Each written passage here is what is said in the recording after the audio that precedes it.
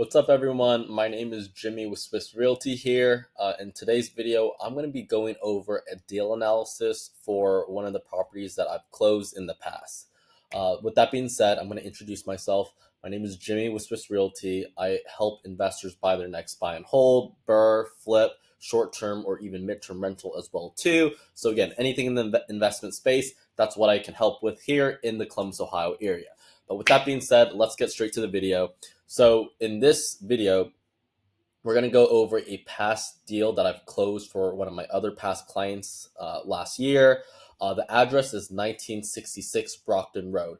So I'm going to give you the full 360 scope on this deal so you can kind of see how it looks. Okay, so first thing we're going to do is we're going to open up Google Maps, see how it looks in terms of the street view.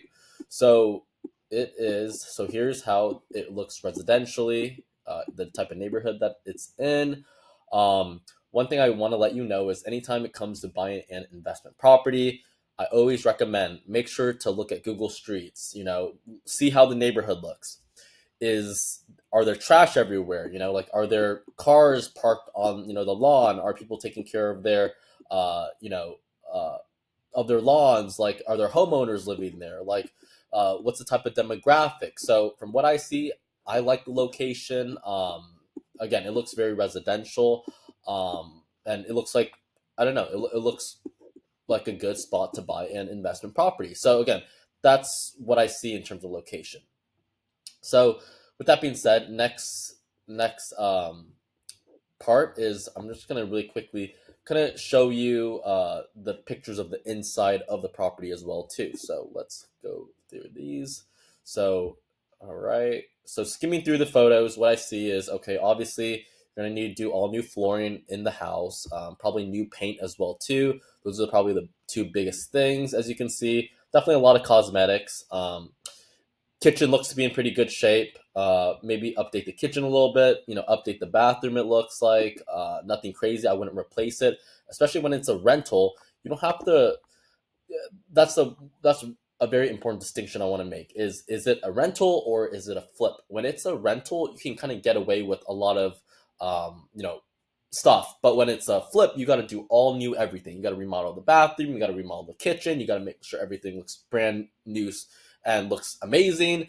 When it comes to rental, you can kind of get away with how the house looks as is. And what I see so far is primarily it's flooring, paint, maybe some cosmetics throughout, maybe updating the bathroom, the kitchen a little bit, some handyman fixes, but I don't see anything crazy so far. Okay.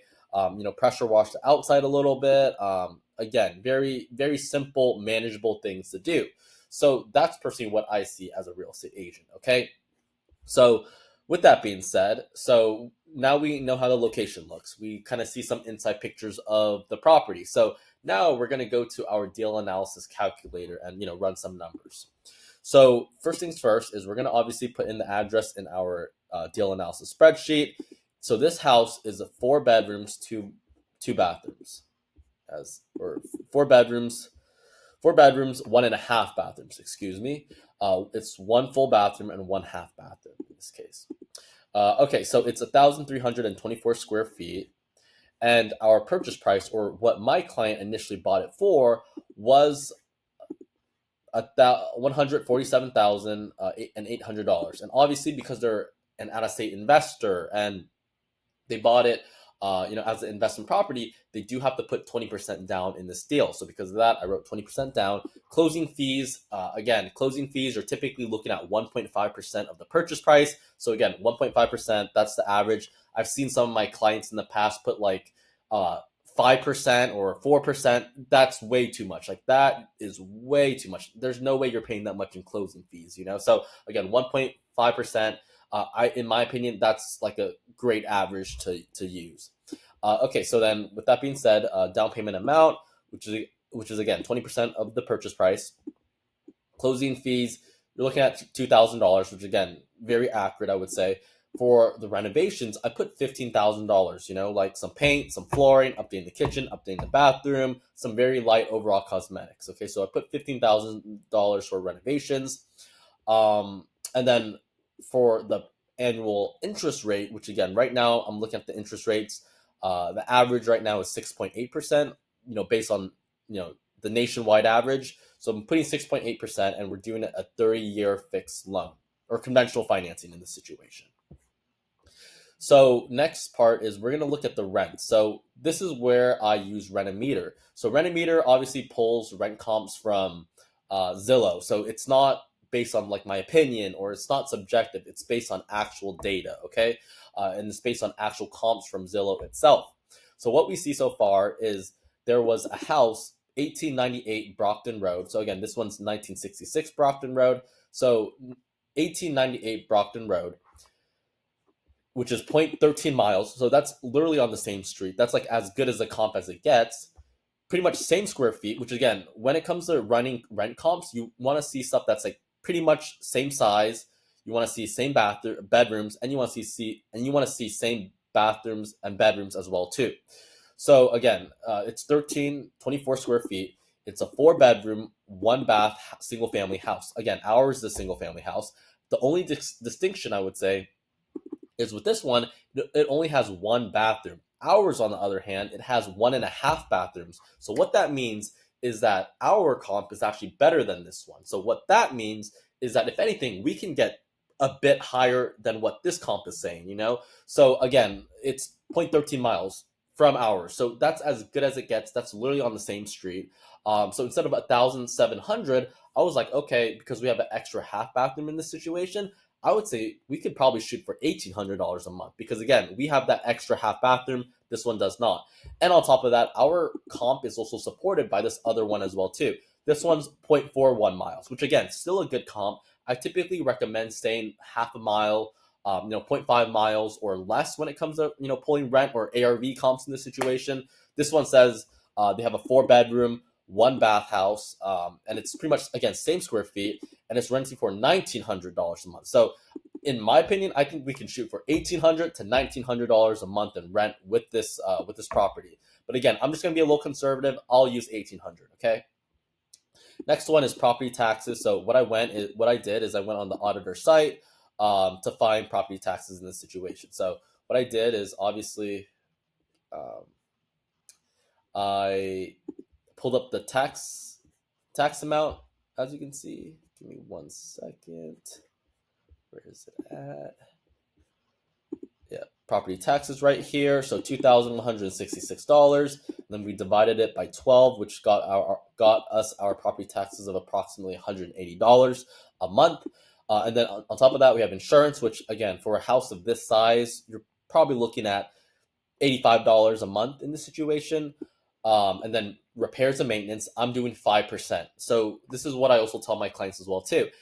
Don't be overly conservative when you're when you're calculating your reserve numbers. So I've seen people that do 10% for reserves, 10% for repairs and maintenance, 10% for vacancy, 10% for capex. And I'm gonna be honest with you, if you use those numbers, there will never be a deal that even works for you. Like, even if a deal was way over the 1% rule, it still wouldn't work, because again, you're being way too conservative. What I tell all my clients is be conservative, but not overly conservative. Okay. So what I do is 8-5-5, 8% for PM fees, 5% for repairs and maintenance, and 5% for vacancy. In my opinion, that works so much better, because again, you're still being safe by having, having reserves and being a little conservative, but you're not being over the top, being way too overly conservative, because again, you do not want to do that, or else there will never be a deal that will work. So here I do 5% for repairs and maintenance. I do 8% for 8% for property management fees, and then 5% for vacancy in this situation. So okay, so that's all of our numbers. That's the most important numbers that we have for our deal analysis.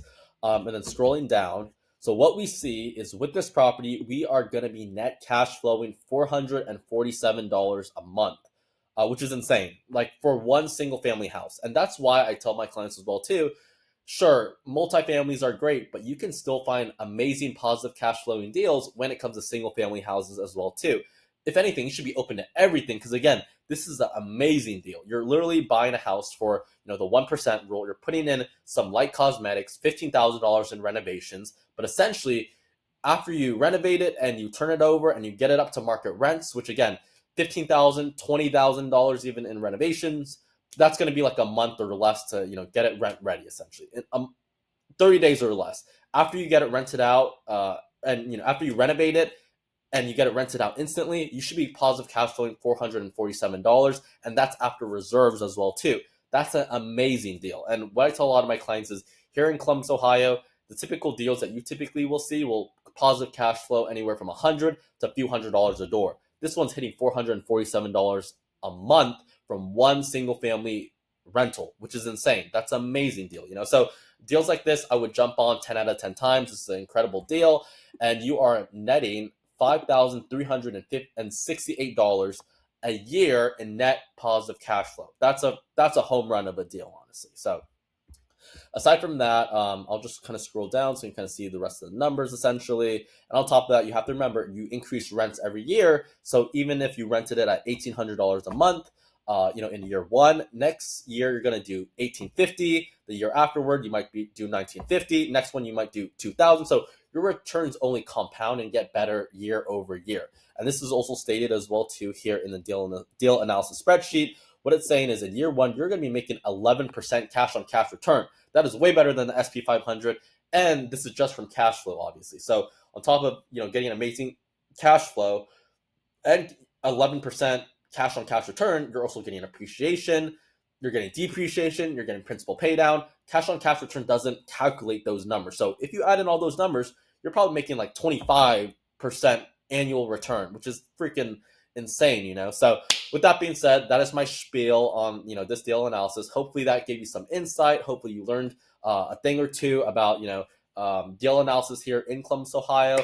With that being said, my name is Jimmy. I'm an investor agent here in Columbus, Ohio. I help investors find their next buy and hold, BRRRR, flip, short-term, mid-term rentals as well too. I've done over $18 million in terms of real estate sales in the last 16 months. So again, if you're looking for an investment property, I would love nothing more than to be able to help you find your next one. But aside from that, make sure to check out my YouTube description below for my other videos as well too. Let me know if you have any questions or any other comments. I would love to help answer anything that might be on your mind. And if you're interested, definitely make sure to sign up for a client introduction call with me. I would love to work with you. But aside from that, thank you so much for taking time to talk to hear me, talk about this deal analysis. And thank you so much. And let me know if you have any other questions. Thank you so much, guys.